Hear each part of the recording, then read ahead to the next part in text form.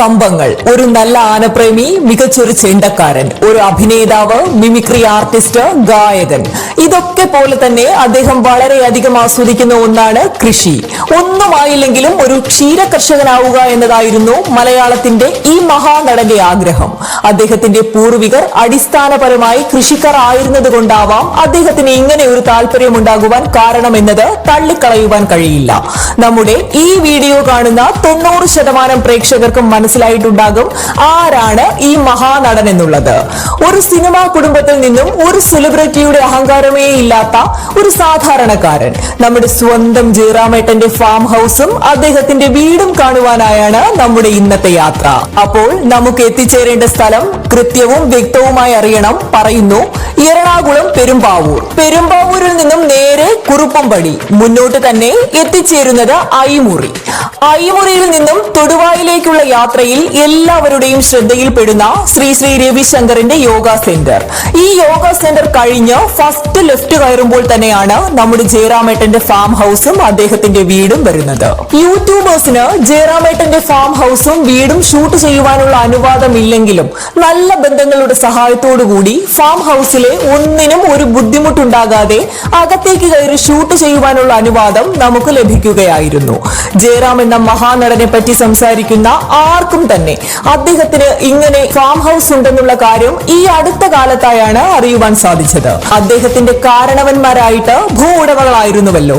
ആ ഭൂമിയുടെ ചെറിയൊരു ഭാഗമെങ്കിലും അദ്ദേഹത്തിന് സ്വന്തമാക്കുവാനും അധികം ആരും അറിയാത്ത അദ്ദേഹത്തിന്റെ കൃഷി എന്ന താല്പര്യം യാഥാർത്ഥ്യമാക്കുവാനും കഴിഞ്ഞത് ഒരുപക്ഷെ അവരുടെ അനുഗ്രഹം കൊണ്ട് മാത്രമാകാം. കഴിഞ്ഞ 10 വർഷമായി സിനിമാ തിരക്കുകളുടെ ഇടവേളകളിൽ ഏറിയ ഭാഗവും അദ്ദേഹം ചിലവഴിക്കുന്നത് ഈ ഫാം ഹൗസിലാണ്. കഴിഞ്ഞ പ്രളയം എല്ലാവർക്കും എന്നതുപോലെ അദ്ദേഹത്തെയും കാര്യമായി ബാധിച്ചിരുന്നുവെങ്കിലും അതിൽ നിന്നും കരകയറുവാനും ആദ്യം മുതൽ തുടങ്ങുവാനും അദ്ദേഹത്തിനായത് കൃഷിയോടുള്ള അതിയായ താല്പര്യം എന്നുള്ള ഒന്നുകൊണ്ട് മാത്രമാണെന്ന് മലയാളികൾ കണ്ടറിഞ്ഞ സത്യം. അദ്ദേഹം അധിക സമയവും ചിലവഴിക്കുന്നത് ഫാമിലെ പശുക്കൾക്കൊപ്പമാണ്. ഇവിടുത്തെ ഓരോ പശുക്കളെയും അദ്ദേഹം നേരിൽ കണ്ട് തിരഞ്ഞെടുത്തവയുമാണ്. പശുക്കൾക്ക് ആവശ്യമായ പുല്ല് അദ്ദേഹം ഇവിടെ നിന്നും തന്നെയാണ് ഉൽപ്പാദിപ്പിക്കുന്നത്. മാലിന്യ നിർമ്മാർജ്ജന പ്ലാന്റുകൾ, ബയോഗ്യാസ് പ്ലാന്റുകൾ എന്നിവ ഈ ഫാമിനോടനുബന്ധിച്ച് പ്രവർത്തിക്കുന്നുണ്ടെന്നും കണ്ടറിഞ്ഞ സത്യം. ഫാമിലേക്ക് ആവശ്യമായ വൈദ്യുതി ഇവിടെ തന്നെ ബയോഗ്യാസ് പ്ലാന്റിൽ നിന്നുമാണ് അദ്ദേഹം ഉൽപ്പാദിപ്പിക്കുന്നത്. ജയറാമേട്ടന്റെ ഫാം ഹൗസിലേക്കുള്ള നമ്മുടെ ഈ യാത്രയിൽ ഇനിയും ഏറെ വിശേഷങ്ങൾ നമ്മളെ കാത്തിരിക്കുമ്പോൾ ഒടുവിൽ നമ്മൾ നമ്മുടെ ലക്ഷ്യസ്ഥാനത്ത് എത്തിയിരിക്കുകയാണ്. ഇതാണ് നമ്മുടെ സ്വന്തം ജയറാമേട്ടന്റെ ഫാം ഹൗസിന്റെ തുറക്കപ്പെടില്ല എന്ന് നമ്മൾ പല വീഡിയോസിലും കണ്ടിരുന്ന ഫാം ഹൗസിന്റെ മുൻവാതിൽ.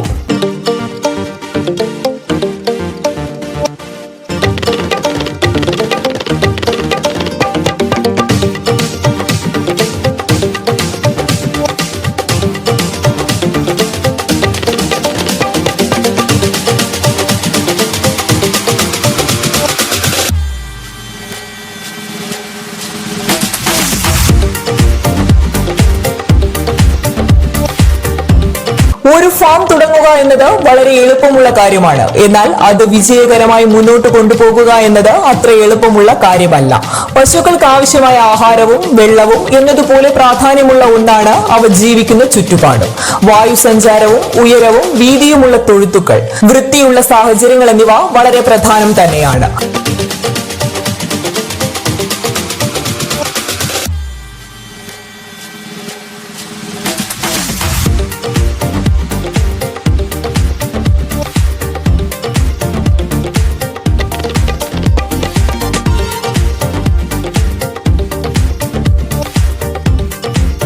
കൂടാതെ ജയറാമേട്ടൻ പുറം രാജ്യങ്ങൾ സന്ദർശിച്ചപ്പോൾ മനസ്സിലാക്കുവാൻ കഴിഞ്ഞ പല കാര്യങ്ങളും അദ്ദേഹത്തിന്റെ ഫാമിൽ പ്രാവർത്തികമാക്കുവാൻ ശ്രമിച്ചിട്ടുണ്ട് എന്നത് നേരിൽ കണ്ട വസ്തുത.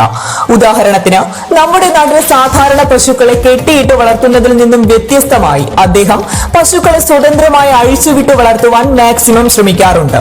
നമ്മുടെ നാട്ടിൽ സാധാരണ കെട്ടിയിട്ട് വളർത്തുന്ന രീതിയിൽ നിന്ന് വ്യത്യസ്തമായി അഴിച്ചുവിട്ട് വളർത്താൻ മാക്സിമം ശ്രമിക്കാറുണ്ട്. അദ്ദേഹത്തിന്റെ അധികം ആരും അറിയാത്ത ഈ കമ്പം കേരള ഗവൺമെന്റിന്റെ മാതൃകാ ഫാമായി ഇവിടം തിരഞ്ഞെടുക്കപ്പെട്ടപ്പോൾ ഇനി എല്ലാവരും അറിയട്ടെ എന്ന സന്തോഷത്തിൽ അദ്ദേഹം തന്നെ ആദ്യമായി പങ്കുവയ്ക്കുകയായിരുന്നു.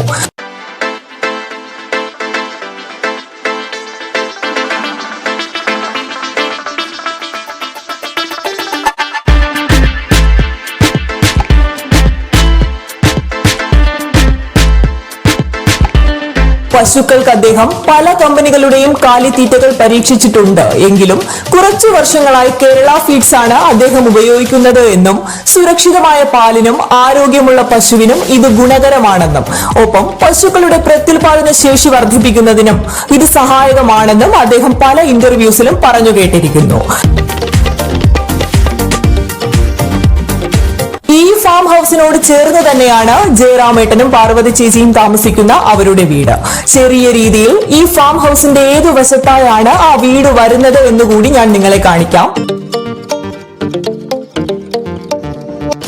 ഒരു കാര്യം എടുത്തു പറയുന്നു, മുൻവാതിൽ തുറന്ന് അകത്തേക്ക് കടന്ന് ഷൂട്ട് ചെയ്യുവാൻ നമുക്ക് അനുവാദം തന്ന അദ്ദേഹം നമ്മളോട് പറഞ്ഞത് ഇങ്ങനെയാണ്: ഇങ്ങനെ ഒരു അനുവാദം ആർക്കും കൊടുക്കാത്തതിന് കാരണം ഈ ഫാമിലുള്ള ഒരു ജീവജാലങ്ങൾക്ക് പോലും ഒരു ബുദ്ധിമുട്ടും ഉണ്ടാകുവാൻ പാടില്ല. ആ വാക്ക് പാലിച്ചുകൊണ്ട് തന്നെ എന്താണ് അകത്തെ കാഴ്ചകളെന്ന് പകർത്തുവാൻ നമുക്ക് സാധിച്ചു.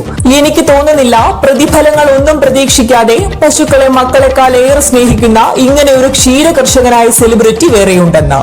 കുറച്ച് മനസ്സ് നിറയ്ക്കുന്ന കാഴ്ചകളും സന്തോഷം നൽകുന്ന വിവരങ്ങളും.